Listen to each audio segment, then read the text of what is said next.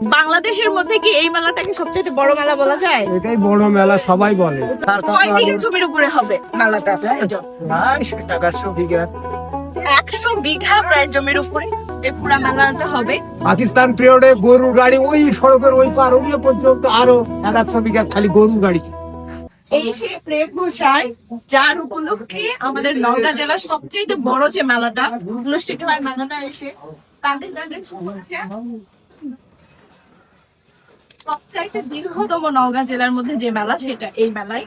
আর উনি হচ্ছে প্রেমিক প্রেম ঘোষায়, যার উদ্দেশ্যে এই মেলাটা চলতেছে। আঙ্কিল ওরে বাপরে, ব্রিটিশ আমল থেকে এই মেলা চলতে, তখন সাধু এই মেলা লাগাইতো, খালি সাধু। এই মেলাটা শুরু হয়েছিল কোন উদ্দেশ্যে আর কি?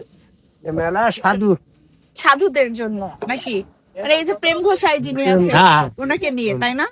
আচ্ছা, বাংলাদেশের মধ্যে কি এই মেলাটাকে সবচেয়ে বড় মেলা বলা যায়? এটাই বড় মেলা সবাই বলে, আমরা তো বলি না। আমার বাইরের দেশে ঘোরাফেরা কম।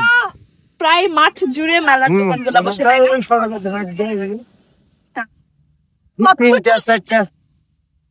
কয় বিঘা জমির উপরে হবে মেলাটা? 100 বিঘা। 100 বিঘা প্রায় জমির উপরে এই পুরা মেলাটা হবে। কতদিন ধরে হয়? পাকিস্তান পিরিয়ডে গরুর গাড়ি ওই সড়কের ওই পার ওই পর্যন্ত আরো 100 বিঘা খালি গরুর গাড়ি ছিল। Oh my God! মানে My God, এটা প্রকৃতপক্ষে সত্য কথা। সেগুলো আমরা দেখি না আর কি, কাল ভেদে কমে গেছে তাই না? কিন্তু এবছর 1 মাস হবে না মনে হয়, 7 দিন হবে। আচ্ছা, তাহলে আগামীকাল থেকে শুরু না পরের দিন থেকে? বুধবার থেকে। কালকে পৌষ সংক্রান্তি, পরের দিন সকাল থেকে। সাধুদের আসর কোন দিন থেকে?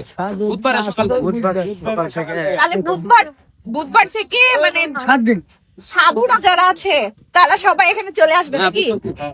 আচ্ছা, শুরু করে দেবে। আচ্ছা, ঠিক আছে। সাধুদের দেখতে চাইলে আর বাংলাদেশের মধ্যে সবচাইতে বড় মেলা দেখতে চাইলে চলে আসতে হবে। এই জায়গার নাম কি? প্রেম গোসাই। গুজি শহর প্রেম গোসাইয়ের মেলা। কেউ বলে সাধুর মেলা। মেইনলি সাধুরাই এই মেলাটা জাঁকজমক করে রাখে। আর সবচাইতে বড় আকর্ষণ যে এই যে বিশাল এলাকা জুড়ে হয় এই মেলাটা। এই সাইড দিয়ে কাঠের ফার্নিচার, এই শিবগঞ্জ চাপায়ের তাদের কাঠের ফার্নিচার আসবাবপত্র রাখো শুকনো কাঠ দিয়ে বাঁধে, তো প্রায় লোক